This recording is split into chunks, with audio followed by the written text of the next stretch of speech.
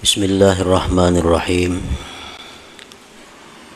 Alhamdulillahilladzi nawwara quluba man syaa min ibadihi fara'al kauna binuri qalbi fasyahidallaha fil kauni kullih. Ashhadu an la ilaha illallah wahdahu la syarika lahul ma'rufu bi ihsanih wa ashhadu anna sayyidana Muhammadan abduhu wa rasuluhul masyhuru bi amanatih. Sallallahu wa sallam ala sayyidina wa habibina Muhammadin khairi khalqih wa ala alihi wa ashabihi wa dzurriyyatihi wa atba'ihi, amma ba'du. Yang kita hormati dan kita cintai para habaib dan para alim ulama, para muhibbin, hadirin, hadirat rahimakumullah. Pertama-tama kita bersyukur kepada Allah dan menghaturkan pujian kepada Allah yang telah memberikan kita hidayah, memberikan kita petunjuk, memberikan kita taufik, kemudahan untuk melakukan kebaikan, sehingga pada malam ini kita dapat berkumpul bersama-sama di Masjid Nurul Muhibbin ini. Dan kita berdoa berharap kepada Allah Subhanahu wa Ta'ala agar kita selalu dikumpulkan dalam kebaikan dan takwa. Amin ya rabbal alamin. Salawat dan salam selalu kita curahkan kepada junjungan kita Nabi besar Muhammad sallallahu alaihi wasallam dan kepada seluruh keluarga, para sahabat, zurriyat dan pengikut beliau sampai hari akhir nanti. Para muhibbin rahimakumullah. Al-hikmatur rabi'ata asyarah min al-hikamil ataiyah.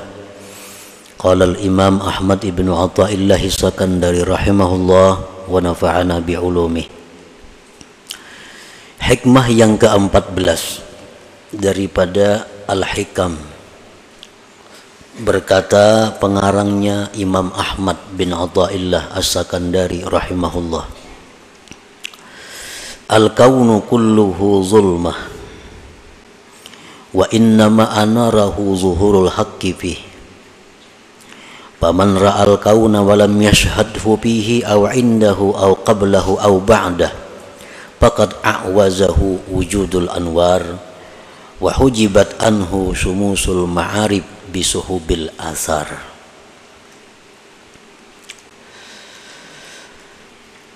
Hikmah yang ke-14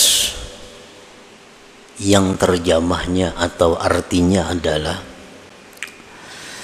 bermula alam semesta seluruhnya itu gelap gulita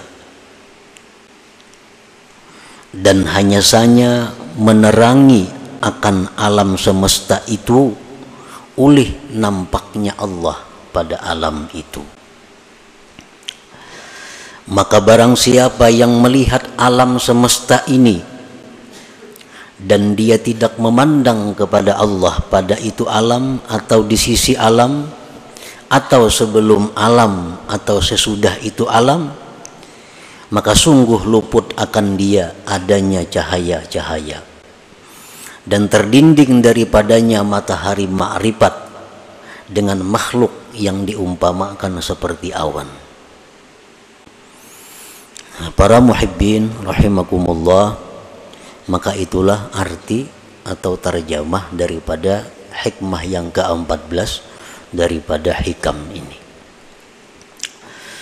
Adapun tafsirnya atau penjelasannya, bermacam-macam para ulama pendahulu kita yang menerangkan lebih luas tentang pengertian daripada hikmah yang ke-14 tadi.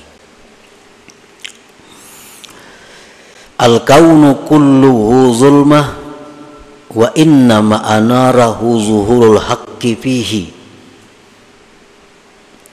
Kaun itu artinya alam semesta. Alam itu masih wallah, sesuatu yang selain Allah disebut alam.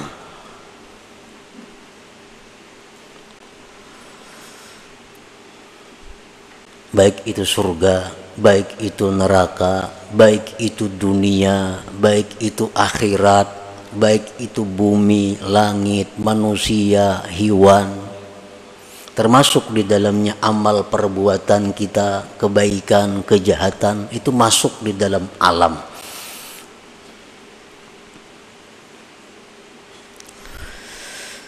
Maka seluruhnya alam tadi zulmah, gelap.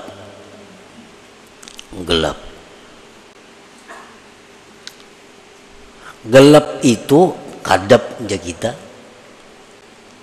Nah, gelap itu adalah merupakan istilah dari berbagai macam. Gelap itu bisa merupakan istilah daripada tidak ada. Sesuatu yang tidak ada itu bisa diistilahkan dengan gelap. Contohnya adalah sudah beritanya, kalau jar orang itu masih gelap, nah berarti kalau ada berita lagi. Nah, gelap itu bisa merupakan istilah tidak ada. Nah, kemudian gelap itu atau kadap itu bisa juga merupakan istilah daripada kesesatan. Sesat bisa diistilahkan dengan gelap. Dan gelap itu bisa juga merupakan satu istilah daripada kejahatan. Nah, kejahatan itu biasa istilahnya gelap. Kata-kata yang dipakai adalah gelap. Nah, jadi alam semesta ini seluruhnya adalah gelap. Gelap itu bisa merupakan istilah daripada tidak ada, bisa istilah sesat, bisa istilah jahat.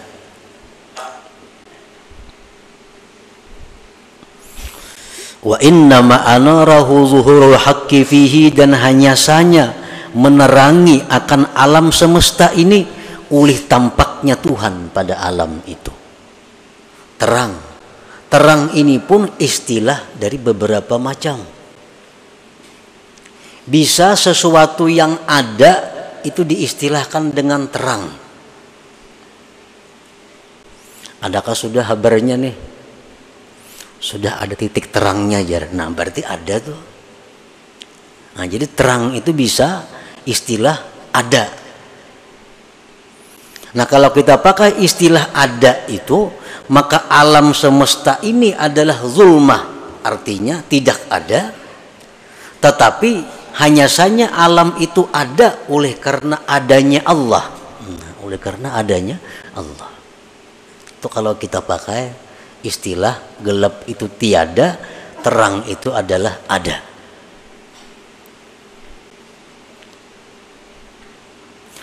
Terang itu bisa juga merupakan satu istilah daripada petunjuk. Petunjuk itu bisa disebut cahaya, terang. Cahaya iman, ya kan? Nah, kalau kita ambil itu, maka pengertiannya adalah bahwa alam semesta itu adalah sesat. Zulmah, gelap artinya sesat. Hanya saja Allah Ta'ala lah yang menunjukkan akan alam itu. Nah, kalau itu terang kita artii dengan petunjuk. Dan terang itu bisa juga artinya kebaikan, kebajikan. Sesuatu yang baik itu bisa disebut dengan cahaya, terang. Nah, kalau itu kita ambil, maka artinya adalah alam semesta itu seluruhnya adalah jahat. Seluruhnya jahat. Kecuali apabila diterangi oleh Allah Subhanahu wa taala, maka alam itu akan menjadi baik. Nah, para muhibbin rahimakumullah.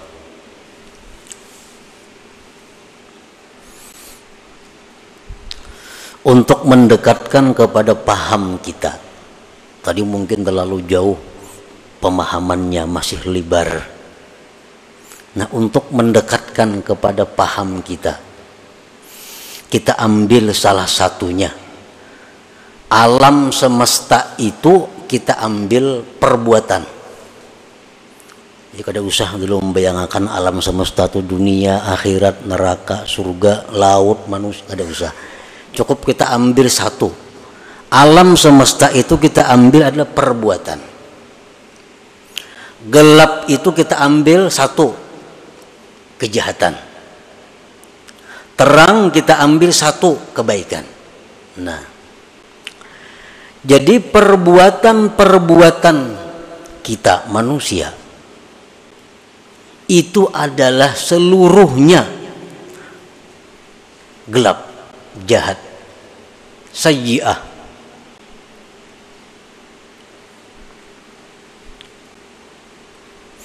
Hanya saja perbuatan-perbuatan manusia itu menjadi baik apabila dalam perbuatan itu dimusyahadahkan atau disertakan Allah Subhanahu wa ta'ala. Nah, itu.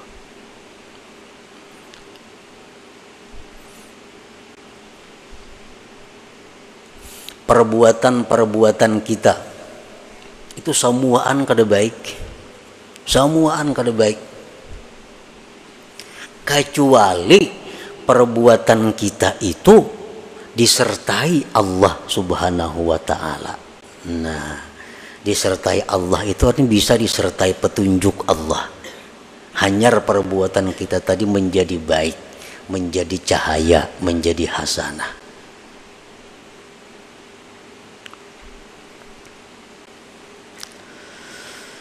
Para muhibbin rahimakumullah, bagaimana caranya kita menyertakan Allah dalam setiap perbuatan manusia?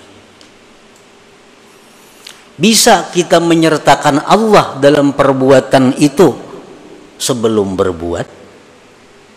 Sebelum berbuat kita sudah ingat kepada Allah bahwa kita kada punya daya upaya, kada punya kemampuan. Ini adalah daya upaya dari Allah. Nah, sebelum berbuat. Atau kita menyertakan Allah itu sesudah berbuat. Sesudah kita berbuat, lalu kita menyadari bahwa perbuatan itu adalah merupakan perbuatan Allah Subhanahu wa ta'ala pada hakikatnya. Atau waktu sedang berbuat. Nah, terserah kita, nah mana yang kita ambil yang nyaman. Pokoknya segala perbuatan kita itu supaya ada Allahnya. Sebab bila kada ada Allahnya, maka seluruh perbuatan kita itu zulmah, gelap, artinya adalah jahat.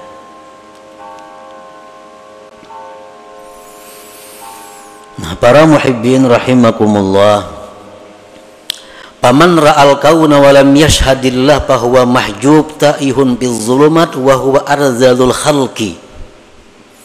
Barang siapa melihat perbuatan, jadi kita ambil contoh satu perbuatan. Siapa yang melihat perbuatan baik dirinya atau perbuatan orang lain, tetapi dia tidak bisa musyahadah kepada Allah, artinya dalam perbuatan itu dia tidak ada Allahnya.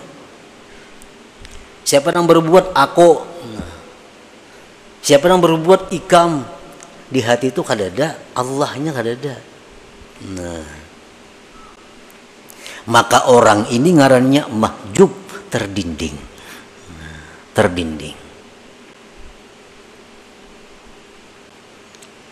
tersesat, dan dia merupakan makhluk yang paling jahat, arzalul khalaik.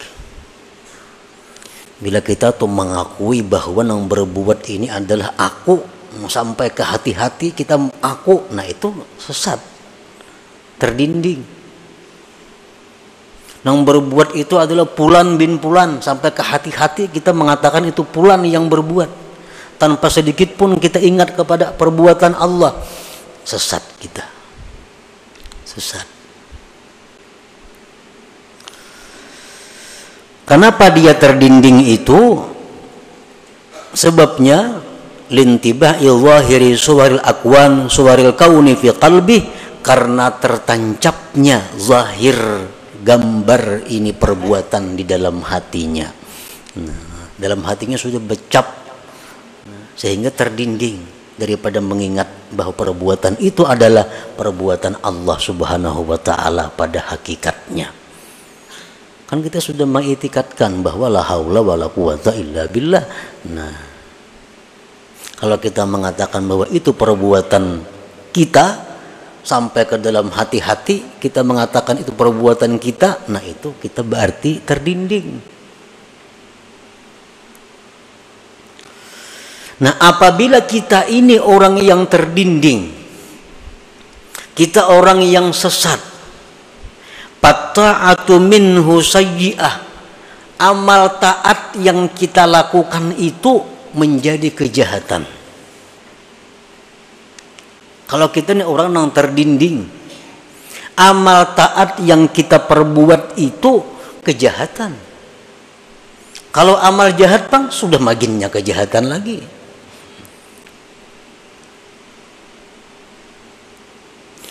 Orang yang di dalam hatinya tuh kadang ingat lawan Allah, mengingat hanya Fulan bin Fulan, aku, si Anu, si B, kadang lalu dari Allahnya. Nah, orang ini kalau berbuat taat, maka taatnya itu jahat. Kenapa taatnya itu jahat? Li'annaha la takhlu an ujubin wariya'in wasti'zaz, karena taatnya itu kada sunyi daripada ujub, daripada riya, daripada merasa mulia. Itu sebabnya. Kenapa? Karena ini kada ingat lawan Allah. Nah, sembahyang tu aku semuaan, kada ingat bahwa sembahyang tu kawa karena hidayah Allah, karena taufik Allah, karena petunjuk Allah. Kada ingat lagi aku sembahyang itu. Ujub ngarannya. Ini sembahyang mengharapkan balasan orang lain, mengharapkan pujian orang lain, riya ngarannya. Ini sembahyang alunya merasa lebih baik pada manusia lainnya, nya merasa lebih mulia daripada orang lainnya, isti'zaz ngarannya. Nah, ibadah itu bila macam ini halnya, ibadah itu berubah menjadi kejahatan. Nah, jadi kalau kita ini golongan-golongan orang yang mahjub, ibadah apapun yang kita lakukan bukan pahala yang kita dapat, tapi sayyi'ah, kejahatan. Sebab kita mahjub, kita terdinding daripada Allah.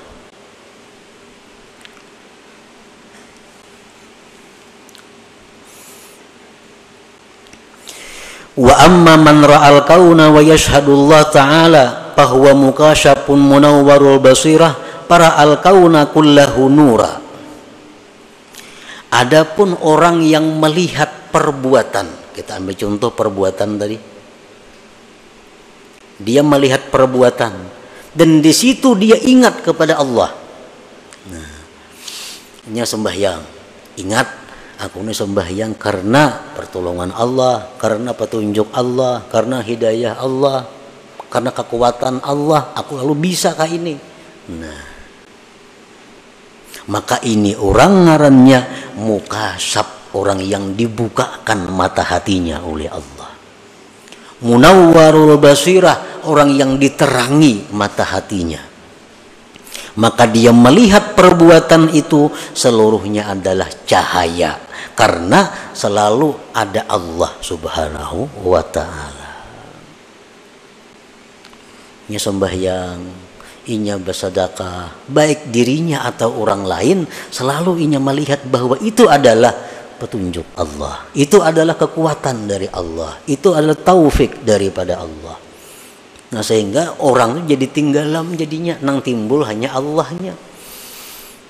Nah, kalau macam itu kita ngarannya mukasyaf. Nah, mukasyaf.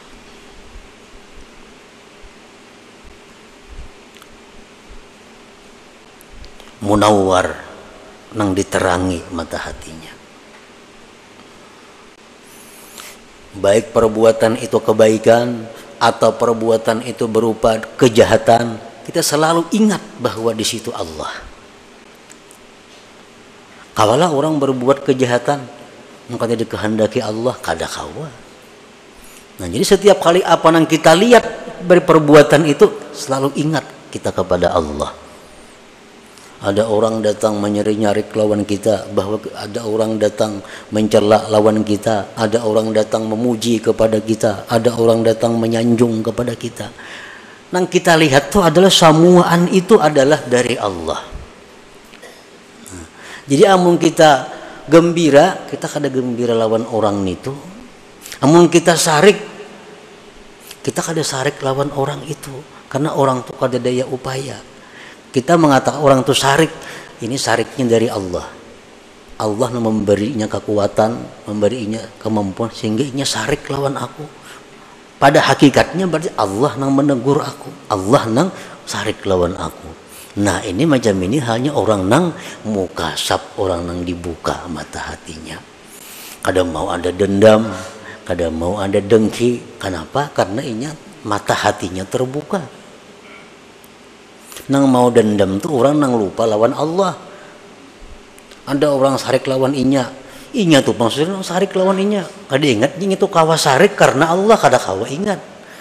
Nah,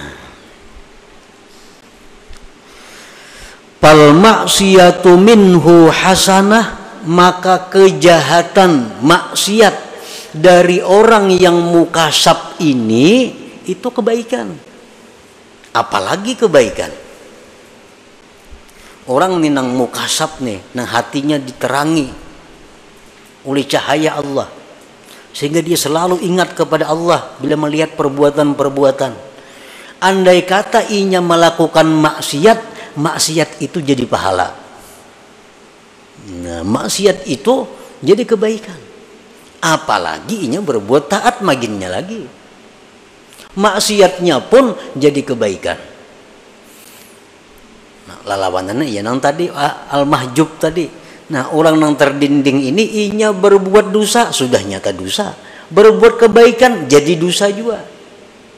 Kalau orang nang mukasab berbuat baik sudah nyata pahala, berbuat dosa pun inya dapat pahala. Kenapa berbuat dosa inya dapat pahala? Nah, kenapa inya berbuat dosa dapat pahala? Satu alasannya, orang yang terbuka mata hati itu bila berbuat dosa li'atirafihi bi'ajzihi wa zullih, karena dia mengakui bahwa dirinya itu lemah. Dia mengakui dirinya itu adalah hina. Dia mengakui bahwa dia sangat berhajat kepada perlindungan dari Allah agar bisa terhindar dari maksiat. Buktinya kalau aku kata ditolong Allah, ini jatuh pada maksiat. Berarti aku sangat perlu pertolongan Allah agar terhindar dari maksiat. Nah, wa taubatihi minha, dan tobatnya dia daripada maksiat itu. Jadi orang-orang yang mukasabin ini, mereka kalau berbuat dosa, nah, mereka tersadarkan, oh ternyata aku nih hina. Buktinya aku mau melakukan dosa. Buktinya aku ini berarti rendah di sisi Allah. Berarti aku ini jatuh di sisi Allah. Nah, perasaan-perasaan seperti itu adalah ibadah. Lalu dia tobat daripada dosa.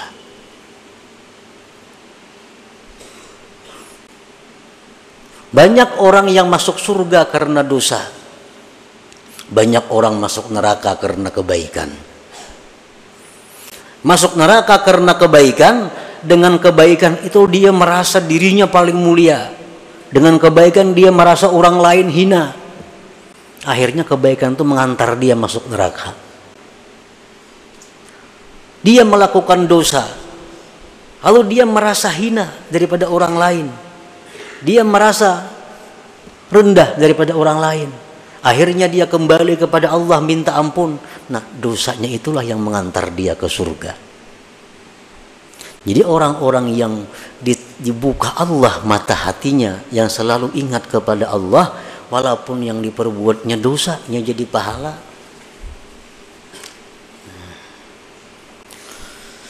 Qala ba'dul ulama, berkata sebagian ulama, idza taba minadz dzunub saratiz dzunubul madiyah kulluha hasanat.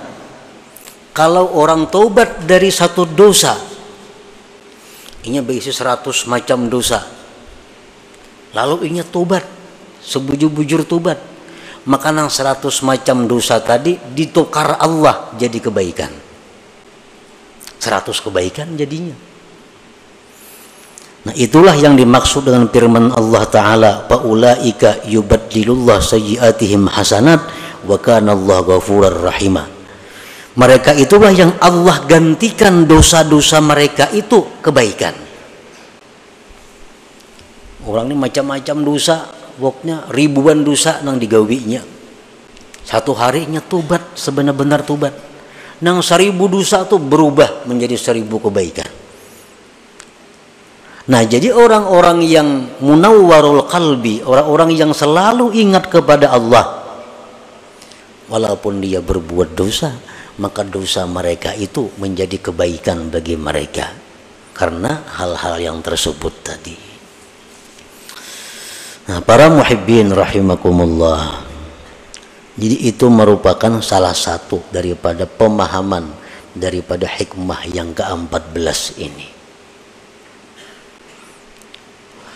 Nah, kemudian yang perlu kita ambil adalah bagaimana caranya agar kita bisa masuk menjadi orang yang mukasab ini. Jangan jadi orang yang mahjub nih. Karena kalau kita masuk orang yang terdinding ini, ibadah apapun yang kita lakukan kada ada faedahnya. Kenapa? Karena disertai ujub, disertai riya, disertai merasa mulia, disertai yang kada baik, kada baik. Jadi mesti kita jangan berada dalam golongan itu. Kita mesti masuk dalam orang-orang yang mukasab, yang munawwar, yang diberi cahaya. Para ulama suluk mengatakan ada 3 hal untuk bisa kita mendapatkan kasbillah, keterbukaan hati dari Allah itu. 3 hal ini, 1 pemantang, 2 ubat nang digawi, yang ketiga lingkungan. Nah, pertama az-zuhdu bid dunya. Hendak masuk dalam golongan orang-orang nang tadi nang kedua nih, nang diberi cahaya hatinya tuh. Hendak masuk ke situ, syaratnya pertama dahulu mengurangi urusan-urusan duniawi. Selama kita masih berpikir hendak menambah kekayaan, kada kawa. Tetap kita berada di gulungan mahjub itu. Nang ada mesti dikurangi. Misalnya asalnya usaha berapa macam, dikurangi supaya ada ruang di dalam hati untuk menerima cahaya Allah. Karena hati ini sudah penuh dengan urusan dunia. Cahaya Allah kalau kau masuk, nah dikurangi supaya bisa masuk. Yang kayak butol tuh hibak awal kita tambah banyu, kada kawa lagi walaupun yang masuk nih habang hijau kada kawa, sudah hibak nih tuh. Ini butol nih hibak sudah sampai di atas banyu. Andaknya banyu habang tak keluar juga ini. Timun kita kurangi, nak kawa masuk. Nah, bila masuk cahaya Allah ini akan menjalar, nah, akan menyisihkan yang lain-lainnya. Jadi kurangi aja urusan dunia. Ada perlu ampih bertuku, ada perlu ampih berdagang, ada perlu. Cuma kurangi urusan dunia, beri tempat dalam hati untuk menerima cahaya Allah. Selama kita masih memikirkan macam-macam jabatan, macam-macam kedudukan, macam-macam perdagangan, menambah usaha itu, maka kada mau masuk sudah. Nah, jadi pertama syaratnya adalah kurangi urusan keduniaan itu. Beri ruang hati untuk menerima cahaya Allah. Yang kedua, kalau sudah kita kurangi urusan duniawi tadi, ditambah kasratuz zikri wal fikri. Perbanyak zikir dan tafakkur. La ilaha illallah perbanyak, salawat diperbanyak. Ditambah tafakkur, berpikir tentang kejadian-kejadian yang diciptakan Allah ini. Yang ketiga, suhbatul ulama as-salihin, dekat dengan ulama salihin. Nah, apa gunanya kita dekat dengan ulama salihin? Karena dengan ulama salihin itu kita bisa menanyakan masalah-masalah hukum yang kita hadapi.